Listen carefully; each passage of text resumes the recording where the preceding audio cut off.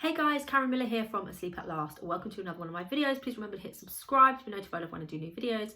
And the link to my baby nap guide, my freebie, is in the description below, as well as the link to my free toddler sleep solution guide, which is a document that covers the main sleep issues that I see with toddlers, with lots of suggested resolutions for those, including links to relevant videos.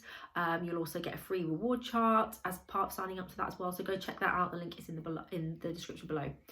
This video is talking about what is the number one thing that you can do straight away to help with your toddler sleep. Now, this is off the back of a client that I worked with recently who was really struggling to get her toddler to settle at bedtime. He had been sleeping through the night, but she'd now become a prisoner in the room and having to stay with him to get him to sleep in the night.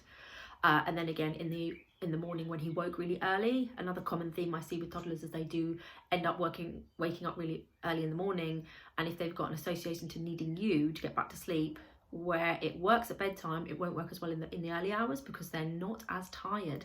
Sleepy hormone is wearing off, it's brighter outside, and just seeing you can be enough stimulation for a lot of them to just not go back to sleep, and then you end up starting your day at like 4 or 5 a.m, which is awful, and then you're on an overtired cycle and the problem continues.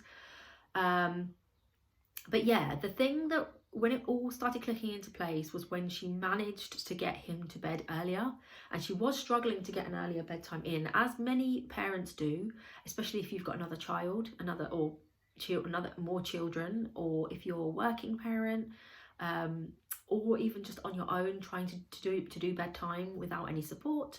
It can be really hard to try and get your toddler to go into bed and be asleep before 7 p.m.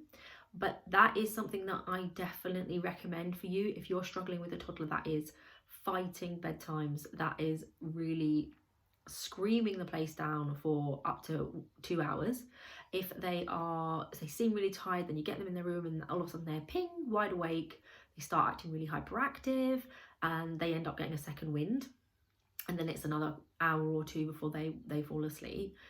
The key to avoiding all of that is to put them to bed earlier. And when I say earlier, what I mean is some of them need to go to be asleep for 6 or 6:15 in the evening, especially if your toddler is dropping or has dropped the nap recently. So if they're between age 2-3 years and they've dropped their nap that they normally have, they certainly will need to go to bed really, really early, which again, I know is difficult, especially if they're at nursery. It feels like such a rush, but it will make such a difference. All little ones have a natural dip in alertness, and melatonin starts to rise from about 5 o'clock. They can get a bit of a energy boost after they've had their dinner, obviously, but that is not enough to sustain them, keep them going until 7, 7:30. By that point they can become very overtired, and then, like I say, get a second wind, and then that's why you're ending up with them not falling asleep until about 8 or 9.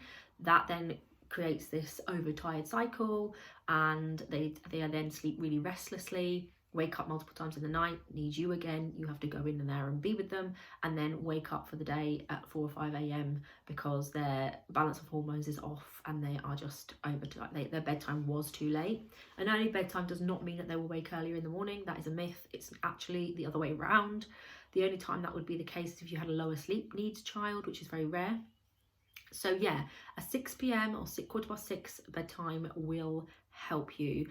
Even if you've got a toddler that is napping, if they're only taking an hour nap and then they need longer than that, an earlier bedtime will help.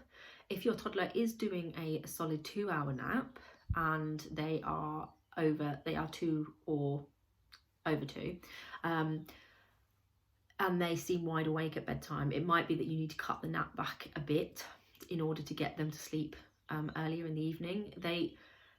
It is more important for little ones to have the majority of their sleep at night rather than in the day. So as they are coming towards age 2 or 3, they no longer need that sleep in the day anymore, but doesn't mean that they can last necessarily until 7, 7:30, 8 o'clock. It means that you need to bring the bedtime earlier so that they get their solid 11 to 12 hours night sleep that they need. So yeah, the number one thing that you can do now that will help with your situation is to consistently put them into bed for 6 o'clock, and you will be surprised how quickly they fall asleep. You're looking for about 15 minutes, 15 to 20 minutes before they actually fall asleep, and you will be surprised how well they sleep through the night, how deeply they sleep, and how much later they wake in the morning from a much earlier bedtime. So that's my top tip for you guys. Remember, if you want my free toddler sleep solutions guide, link is in the description below. And yeah, I hope you enjoyed that video. Please hit like if you did. Thanks guys.